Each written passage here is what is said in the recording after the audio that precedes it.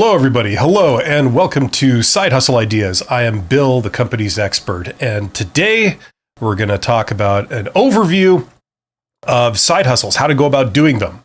I'm going to give you my sort of recommended method, and then this is the perfect forum for people to ask me questions. So if you are looking to be an entrepreneur or start up your own little side business while you have a day job to make extra money on the side, we're here to support that. I love business. I think it's absolutely amazing. And it's the key to a lot of things, achieving a lot of things in life, personal goals and making money. So I love talking about it. And I'm here to answer questions if anyone has it. So if you see me, you should see a chat box nearby. Get in the chat, ask me some questions, and I will help if I can.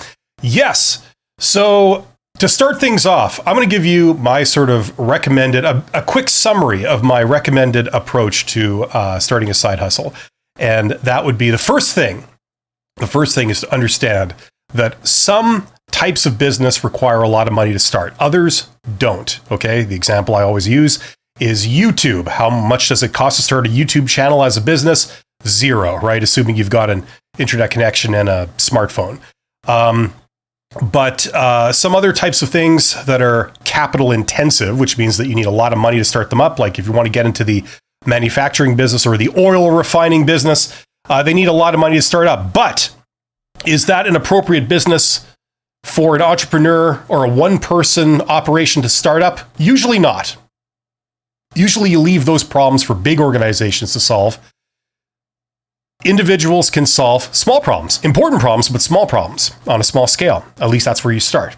So you do not have to take out massive loans. You do not need to spend your life savings to start up a business.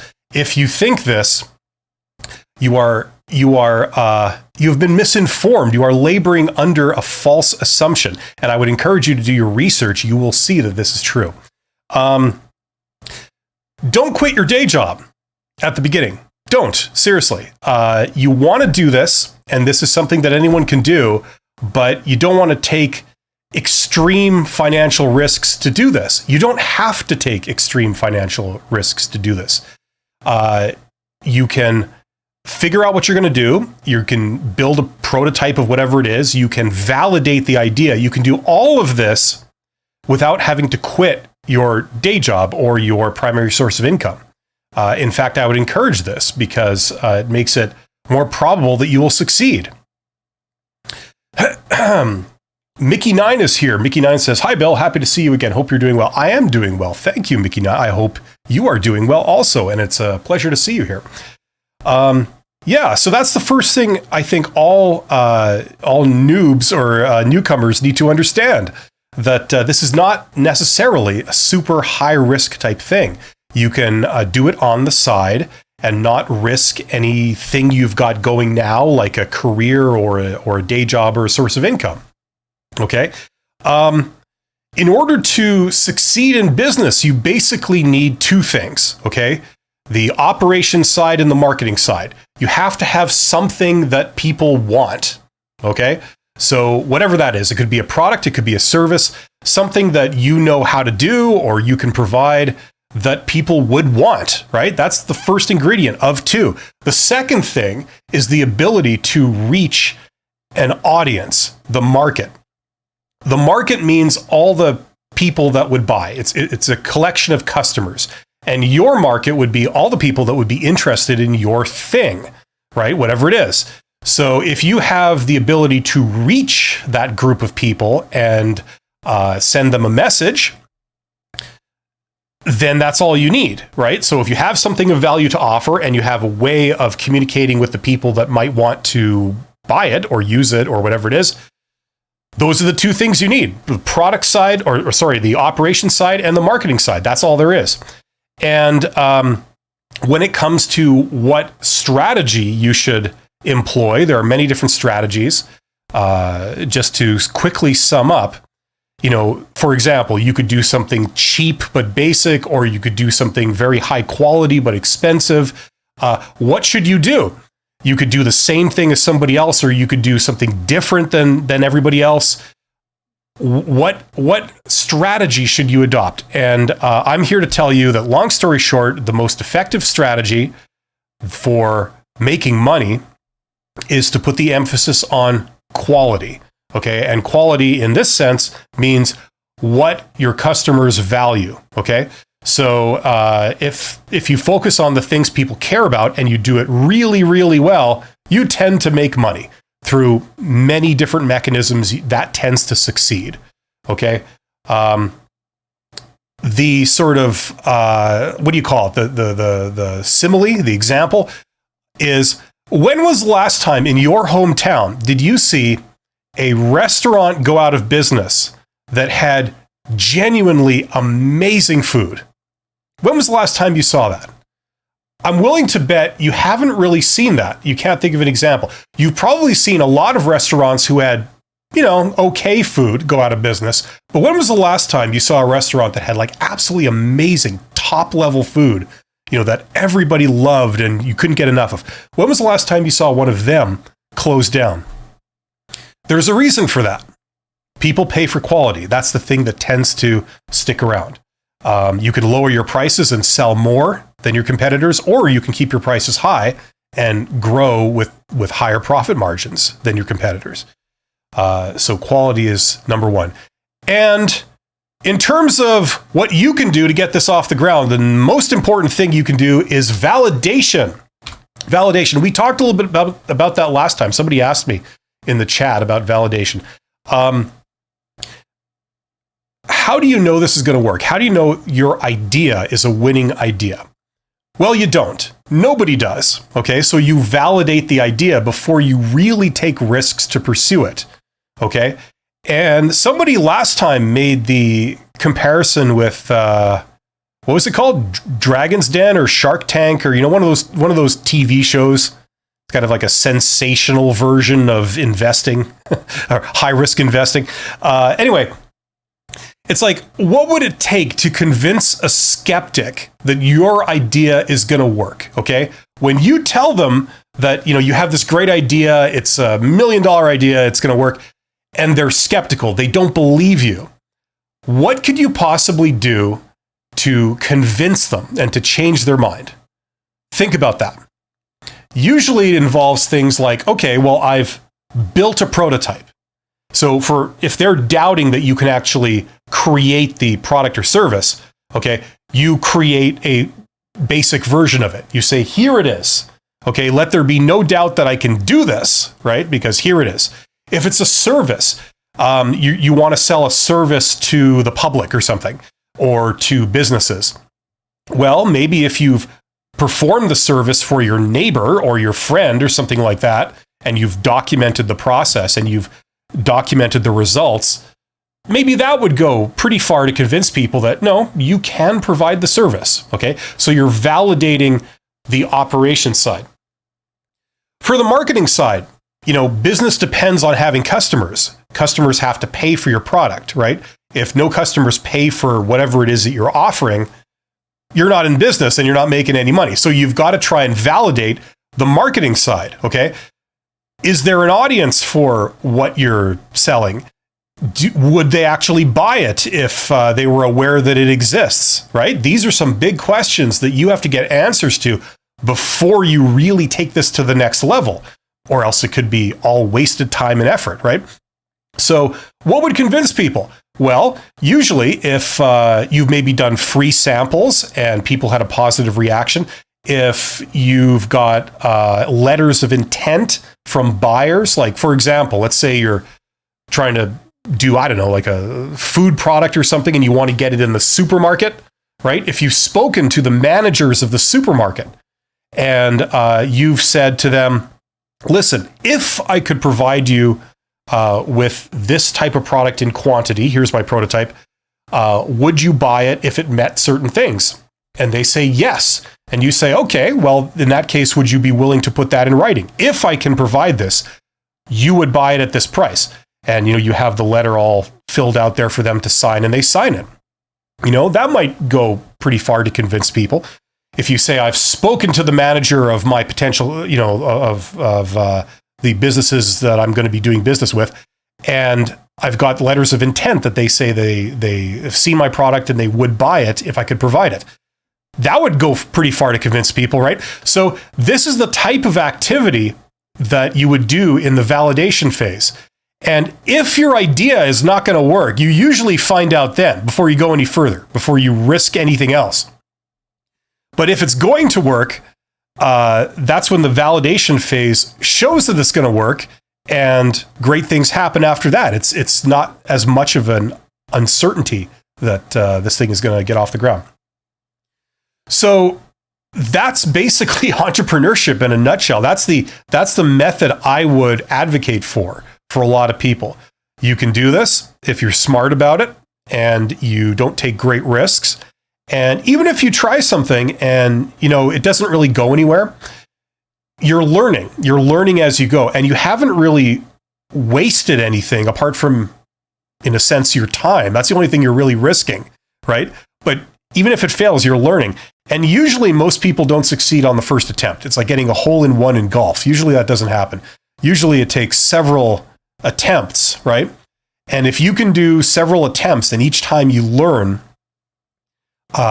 great things happen. It takes a bit of time. It's a skill like anything else in life that you learn with time. So there you go. That's my sort of summary of the entrepreneurial process. I see there's 19 people here. Thank you for joining me today. You guys are awesome. And get in the chat and ask me some questions. I'm, after all, here to do a Q&A. I usually don't have any kind of agenda for what I'm going to talk about. I just sort of take questions. So if you got any questions, let's start with that. And I know there's some people listening to this on a podcast, like on audio only. So you might not be in a position to ask questions if you're driving and all this kind of thing. But as much as you can, get in the chat and I will do my best to help you out. Yeah, so here we go. This is where I have to fill dead air. While we're waiting, I just want to point out that I have this course right here, the $100 MBA, and I created that primarily for would-be entrepreneurs. If you want to learn business, but you've never been to business school, this is a solution I highly recommend. I have advised startup founders in an official capacity, and a lot of them had MBAs, some of them didn't, but I created this for them. It's basically you learn everything that you would learn in a Master's of Business Administration program, a degree in university, except that this is unaccredited. Basically, the way it works is you get all the textbooks, the same textbooks that people would be using in a university program that they do use in places like Harvard Business School and things like this. And you just read them at your convenience, at your leisure, and to the depth that to which you're interested. So that's the idea. Anyway, yes. So that's what I would say. That's basically the framework of how you would pull off a side hustle. And it's going to take some research. And usually, in my experience, you get people who want to do this that are either strong in the operations side or in the marketing side, but usually not both. That's a little more rare. It does happen, but it's a little more rare. On the operations side, you get a lot of introvert types, like myself, people that might have technical skills in a certain area. And so whether they're writing code or, they have a skill, like almost like a trade, or they want to take their day job, and instead of doing that job within a large multinational corporation, they want to do it by themselves, privately, and sell their services or their abilities to customers. So a lot of those people, they have the technical skills. They can create the product or service that has value. What they don't have is they don't have the marketing side. They really need to learn that side of it. Sometimes we make the mistake, and God knows I certainly did this in my 20s, where you're looking at like a business from the outside. You haven't actually done the specific activity we're talking about, but you think you know it all. It seems so simple to you. You think you understand it without ever having actually done it. Like, for example, if you work at a day job and you want to go private, you want to quit your job and do the same activity as a contractor for your company or for other companies. Okay. Doing the job is not the challenge. Selling the services is, right? And you have never actually done that part of it. You've never actually, hired contractors or worked with the people who hired contractors in your company. You haven't done that part, but it seems so simple. It seems, I'll just build it and then they'll come, right? It may not be that simple. So you want to validate that side of the business, right? Sometimes you get the opposite. You get people who are more extroverted. They're more sales oriented and they know a million people. They might be social butterflies and they have the ability to sort of get their message out. But what they lack is the operations side. They don't have the product or service that they are going to sell, right? They don't know what product or service they could sell. That's the challenge for them, right? So I've seen these two types of people, two types of entrepreneurs many times, and I've worked with both of them. More the technical people, actually. I don't know if they're just a higher proportion of entrepreneurs. Technically, they shouldn't be, but in my experience, I've worked with a higher proportion of them. They're the ones that want to do, software and sell a software product and things like this, or some electronic device or something like that. That's been my experience. Yeah, not a lot of questions in the chat today. I'm just sort of monologuing this, but if you have any questions to do with side hustles or entrepreneurship or business in general. Let me know in the chat. After all, this is meant to be a Q&A, so I'm here to answer questions. I'm just sort of filling dead air until I get some questions. I used to do a live stream. I experimented with doing a live stream on leadership, on how to manage a large business operation. And that was cool. I'd like to talk more about that in the future. But another kind of area of business that I'm really interested in is entrepreneurship, is side hustles. Side hustles are a great way to get into the world of entrepreneurship. Entrepreneurship is an amazing vehicle. It means that you, no matter what your station in life, no matter what your education level or your level of experience, you have the means to be able to make a fortune.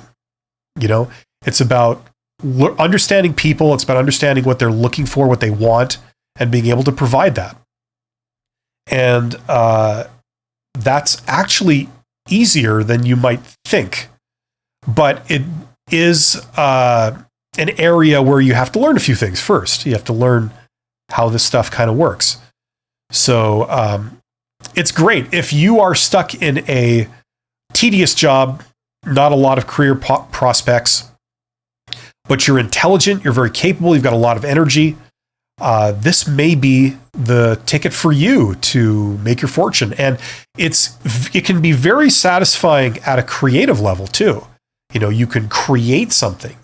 After all, this is all a thing of your creation, right? You get to create something and sell it to people. And if something that you have designed or you have created all of a sudden, sells, number one, you get money for it, which is good in itself. Number two, it's some kind of validation that your ideas are valid. Your vision is valid. Your way of doing things is valid. Very rewarding, so it can be rewarding on multiple levels, right? So tremendous thing. I feel that this stuff should be taught in schools. I don't really understand why it isn't. They kind of sort of mention it in schools sometimes, but not in a really serious way and not in a very intelligent way. At least that's what I've seen. It's usually talked about by people that don't know the first thing about it. They've never done it. They don't know anyone who does it. And so you get the wrong impression. It's sort of like the other thing I talk about on my channel, which is, how to get a job. They sort of touch on that in schools, but in my opinion, not really in a serious way. They teach you the the absolute basic default cliched way of getting a job, which isn't really the way that most people do get a job. They teach you that, but they don't teach you anything more sophisticated like that occurs in the real world a lot of times. So I'm not sure. I think this stuff should be presented as more of an actual career option. Because think about it, anytime you've wanted to do something, dare I say, artistic, creative, right? You know, some people are into fine arts, some people are into music, some people are into, some kind of thing you want to do. You have a creative outlet. You want to be an author. You want to be a creator of some kind, right? Learning business, in particular entrepreneurship, is the way, is the sort of playbook of how to get that thing out there and have it be popular, right? So if you want to make music and you want a lot of people to hear it and to like it, it basically gives you the skills to be able to do that, right? I mean, it's not going to teach you how to play an instrument, obviously, but it's going to teach you how to take the thing that you've created and make it popular, right? That's what it's about. People that it kind of ties a little bit into, like political science, politics. You know, if you want to, like some people go into politics when they're in high school, they run for, class president and all this kind of stuff. And it's basically a popularity game. You want to be elected. So that means you have to get the most votes. So how do you get the most votes? Well, you get the message out and you make sure that it's a message that people like, right? That's exactly the sales process, right? You get the message out and you make sure it's a message that people like. So they do the thing that you want to do. You want them to do. They have the desired behavior. Whether that's to vote for you or to buy your product, it gets the desired result, right? So learning how to get the message out and what would be the right message to convey, that's basically marketing. That's a subset of business, right? So I find this incredibly useful for accomplishing many different goals in life, whether it's a side hustle, whether it's to make money, or to get your thing out there, whatever that is. If it's a hobby, if it's a legitimate business, or anything in between. And there you go.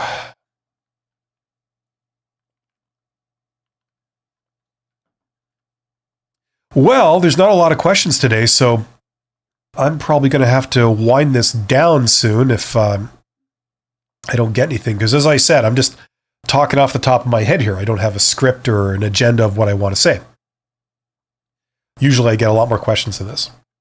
Anyway, I'll give it another couple of minutes and we'll see if anyone has anything.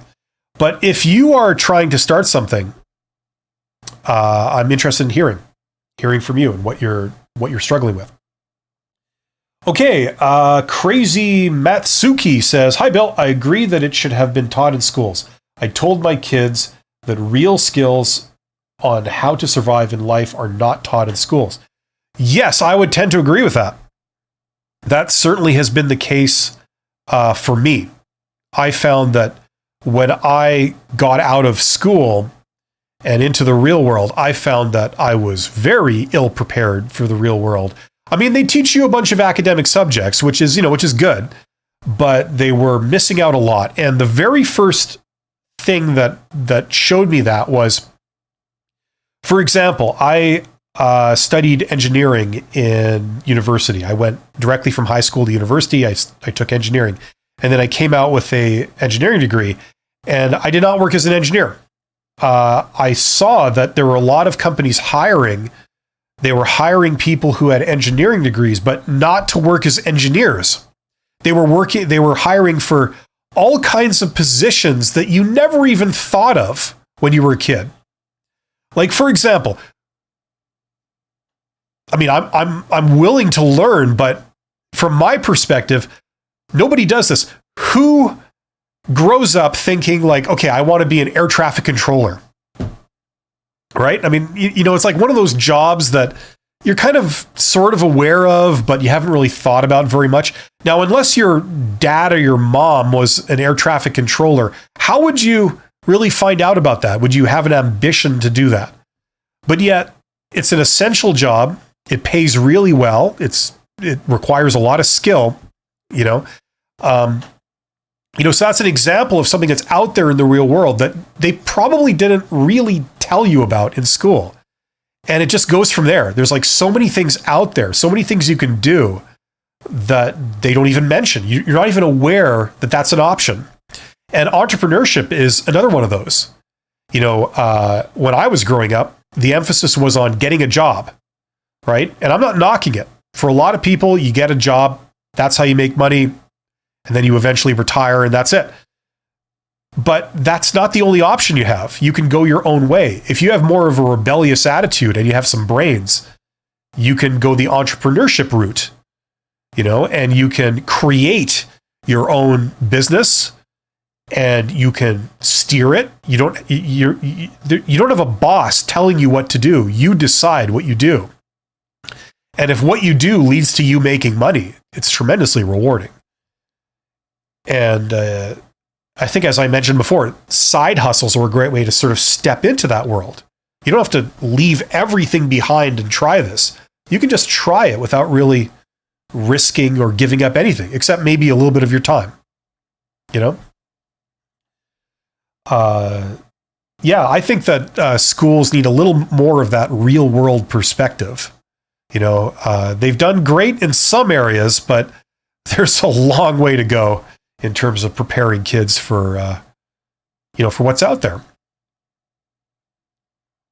So I applaud you, Crazy Matsuki, for taking a hand in your kids' education and supplementing it. I think that's a really good thing, and I think that that's something that people should do as much as they possibly can.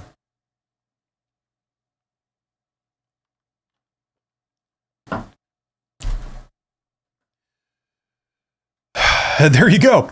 Well, not a lot of questions coming in, so this is your big chance. Speak now or forever hold your peace. You like my alternate angle here? Yes. The big news for me while we're waiting for questions was that, That course came out. If you want to write like an executive. I was a CEO. I worked at the executive management level for many years, and I'm sharing all my tips on how to communicate in writing with people. So if that's of any interest to you, check out that course. There's a link in the description to all of these. Okay, Mickey9 says, I don't intend to start a business, but there is so much to learn from your live streams. Oh, okay. Well, thank you very much. I always feel positive and motivated by being here. Well, thank you, Mickey. And you should feel positive and motivated. There's a lot of possibilities out there, and people have a lot more potential than they realize. I am fully aware that, there's a lot of time constraints and other restrictions and limitations that have been placed on us in our lives, commitments and responsibilities and limitations that we're struggling with. But this is not one of them. If you have a little bit of passion, you do not need money for this. And you don't need all your time freed up to do this. If you could work on this kind of thing part-time, if you have the passion to do it, the passion to learn, and you have a little bit of an open mind, you want to do this, but you are mature enough to realize that you don't know everything about everything. You can still learn, and you approach it with, a learning mentality. I'm going to try stuff and I'm going to see what the result is. And if it doesn't go my way, that's going to help me reverse engineer how this stuff works in the real world. And once I know how it all works, I will be able to master it. And, success and fortune will be mine. Mike M says, no questions because you are a good teacher. Well, thank you, Mike M. That's very, very kind of you to say. As I say, I'm just up here blathering off the top of my head. So I have to think of what to say, what you guys might be interested in. No, there's many business strategies, for example, right? I think I've talked about this stuff in the past, but you can always revisit it. Because when you are up and running and you're doing something, you're going to be faced with a lot of decisions, right? For example, you might have to make a decision. Should I buy cheaper raw materials, cheaper ingredients, cheaper parts to make my product? right? Which would lower my costs, but possibly lower the quality of the final product? Or should I do the opposite? Should I buy more expensive raw materials that are maybe a higher quality, right? Would that matter to the end customer? This is an example of a day-to-day decision you have as a manager of a business operation, right? It's a very basic kind of decision. And there's two schools of thought. There's two strategies here.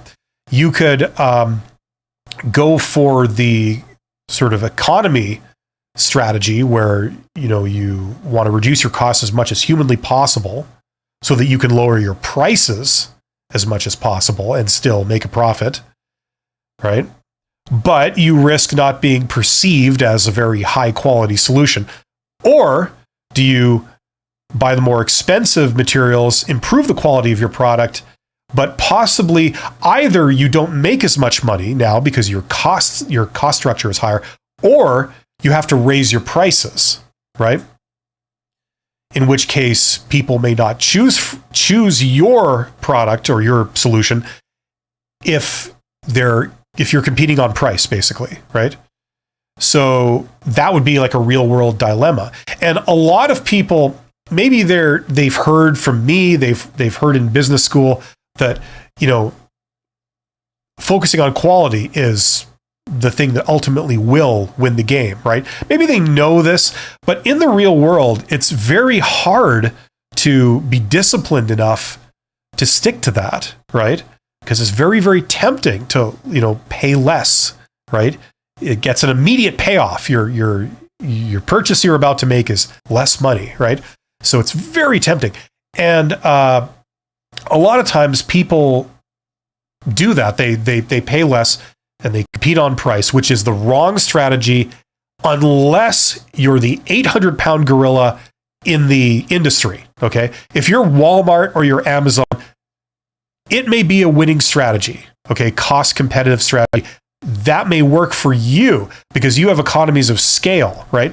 But for everyone else, and especially the smaller players, it is not a winning strategy. You will lose because Amazon and Walmart, all things being equal, will be able to reduce their costs more than you will ever be able to because they're purchasing in bulk and all this kind of stuff. They have economies of scale, right?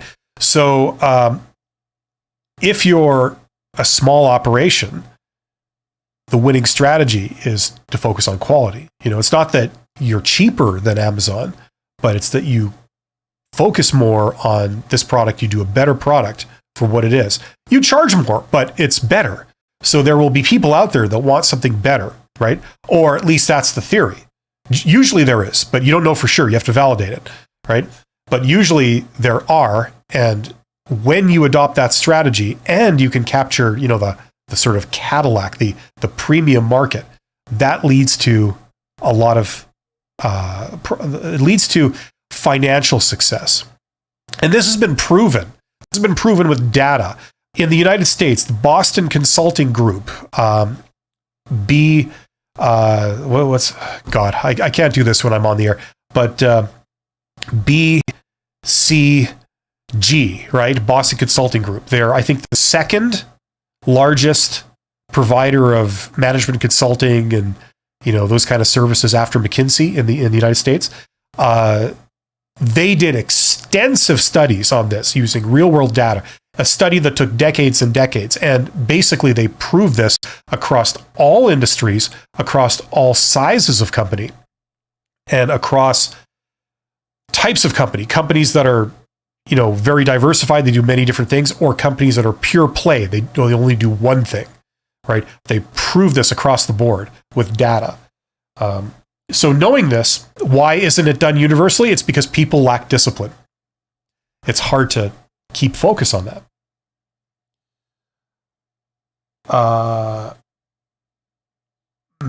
Crazy Matsuki says, I do not want to start a side hustle away from my field, which is in digital marketing.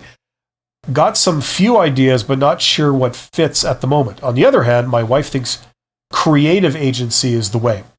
Well, those sound like two ideas that are worth validating. you should start the validation process on one or both of them. You know, I would pick one and focus on it and validate it. Test all the pieces to make sure it's going to work. Prove that it's going to work before you do it. You don't have to spend a lot of money. You just got to spend a bit of time, right? And, you know, we can argue about which business model, which business idea we think is best, but the proof's in the pudding. You got to go out and validate it. Just spend some time. If you think you can create this thing, go and do it. If you think you can sell it, go out and try that. You know, go out and send messages, contact the people that you think are in the market, where you think the market is, put out a message of some kind. And that could involve talking to people. It could involve going to events. It could involve not talking to a single person, just staying at home, getting on your computer and posting things in forums and on social media, whatever form it takes. But if you predict that people will want this thing, go and find evidence of that. Send out a message saying, I've got this thing. Is anyone interested? Right? And then just see how many responses you get. See what the reaction is. If it's dead silence, that tells you something. If 20 people contact you and say, yes, I'm interested, I'll take 2, right? That tells you something else. So, you know, you got 2 potential ideas there. They could even both be good. Pick one. I would recommend pick one and start validating it. And you will, regardless of how it goes, either you will see that it's going to succeed, or you will learn a hell of a lot on the way. Okay, so in a way, it's a win-win.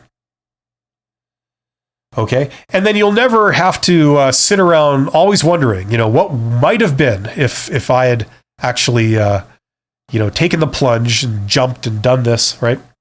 And you don't have to jump at all. Just do this in your spare time, and you're on your way. You know, you create something, and it could be a great source of income on the side, or if it really takes off, it could be your career from this point on. And there you go. Crazy Matsuki. They do want it, but they want to hire us as an employee, I guess. Yeah. Well, what the thing to do there might be, okay, is go and talk to these people, have a sit-down conversation with whoever they are, and get to understand how they're thinking. Have they ever hired contractors before? Maybe they hire contractors, but in a slightly different capacity or arrangement or area, right? You know what I mean? Maybe there are other people out there that are open to hiring a contractor to do it, right? Or maybe you can tweak the idea, and instead of being the creative agency, you're someone who provides services for a creative agency. So they secure the clients and you assist them in doing their job. So you're still doing the same kind of work, but in a slightly different capacity. It fits in different to the in the food chain, and it's still a success. So it's about getting information. The more you know about how all the players think and what's important to them and what they're looking for and what they value, the more you can come up with a winning idea that when you pitch it to whoever, they will say yes, right? How do you say this? Carolus? Am I saying that right? I apologize if I'm mispronouncing anyone's name. I'm terrible at names, absolutely terrible. That's something that it's executives should be very good with names. They should remember names, and they should be able to pronounce names really well. I've always been terrible at that. It's been a big handicap, so I apologize. Says, hi, I have affiliate side hustle in specific field, but been working on getting clients, mostly passively. What would be the best way to start getting clients actively without leaving current job? Okay, so what do you mean by passive and active? By passive, do you mean you put up like a post or a sign or a banner or an advertisement or something, and people just contact you? Is that what you're talking about? And active is more like being an outside salesperson, where you go and you actively cold, connect with people and try to sell something. Is that what you're talking about? that's kind of a very general question. So I don't know if I can give you anything but sort of very general answer on that. What would be the best way to start getting clients actively? I mean, I don't know what business you're in or anything like that, or what you're doing, but generally, I mean, you talk to people, right? That's how you do that, right? You learn how to network. You learn how to contact somebody that you don't know. Okay, you target them.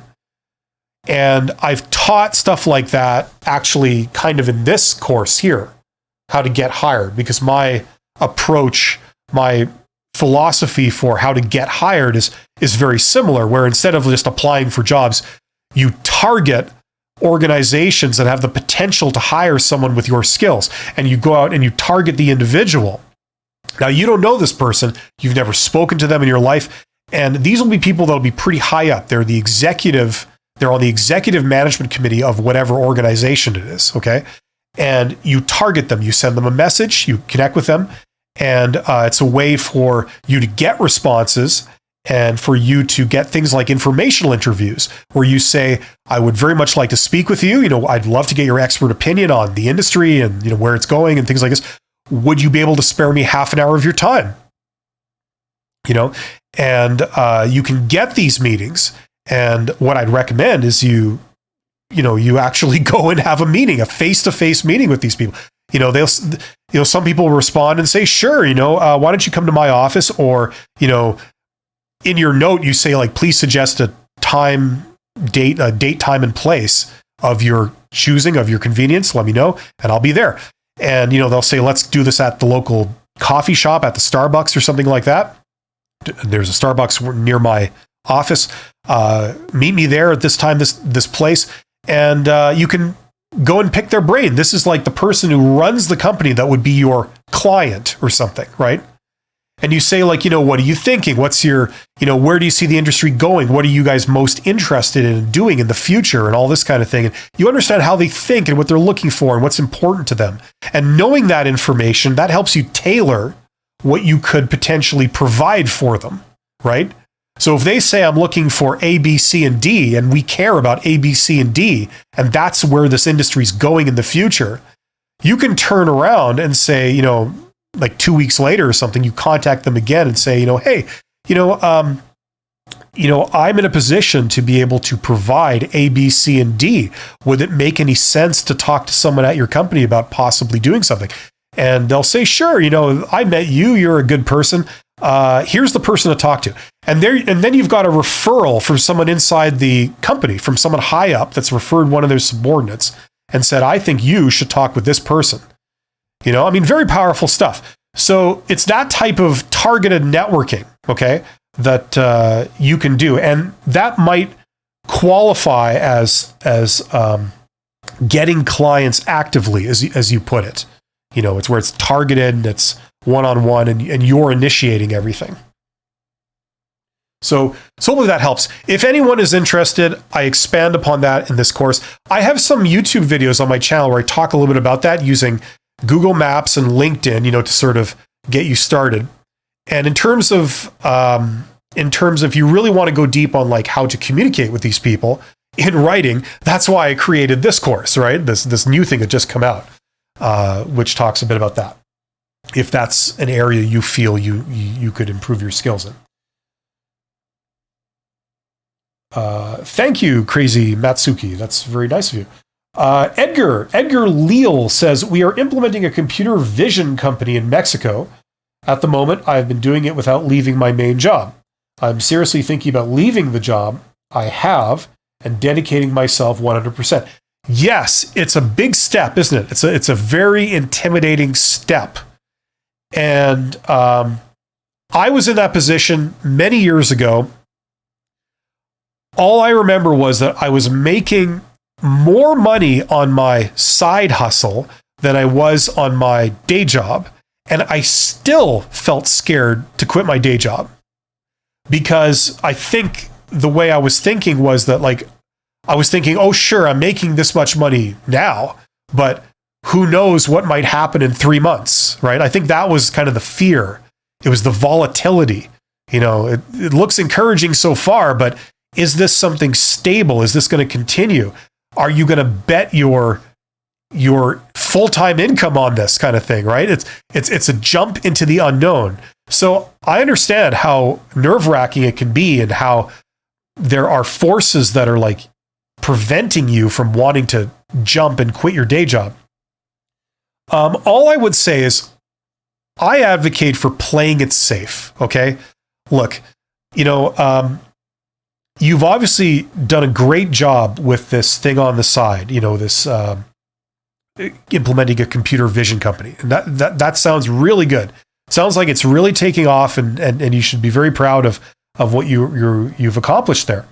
But there's nothing wrong if you feel that you're not comfortable with leaving your day job. There's nothing wrong with doing both for a while, okay? Until you build up a little bit of confidence that this isn't a flash in the pan, it isn't a fluke, And I know there's forces that are nagging at you probably that are saying you need to jump now so you can take full advantage of the opportunities for the computer vision company now, I understand that. Everyone's going to decide for him or herself what they will do in that situation. If it were me, I would not jump until I felt comfortable, until I felt, safe, that it was more of a sure thing. You get several months of, high income under your belt, and they're pretty consistent, and there's nothing to suggest that is going to change anytime soon. And, then you feel more comfortable doing it. There's absolutely nothing wrong with it. If you want to jump now, hey, who am I to say no? But if it were me, I would wait until you feel comfortable. Nothing wrong with that. Don't feel, a slave to this kind of like urgency, this kind of nagging urgency that if I don't do this now, then, there's going to be bad things. You can do it when you're ready. You're in charge. Don't do it if you don't feel comfortable. That would be my personal take. It's really up to the individual of what type of person you are. But that's my take on it for what it's worth. Anyway, I have to sign off now because I'm going to be coming back in just over 10 minutes with my second weekly live stream, which is called How to Get Hired, where I answer questions about how to get a job. And Crazy Matsuki says, make sure your boat is stable enough before you jump and leave the ship. Yes, I agree. Especially if you've got a family or you've got responsibilities, it's not worth sacrificing everything, absolutely everything, for this, right? Like when the stakes are that high, the way I think is, just do it when you're comfortable. Okay, thank you to Mickey9, thank you to Crazy Matsuki and everybody who commented and everybody who showed up. You guys are awesome. I wish you all the best and success in your entrepreneurial and side hustle efforts. And I will talk to you soon. Take care.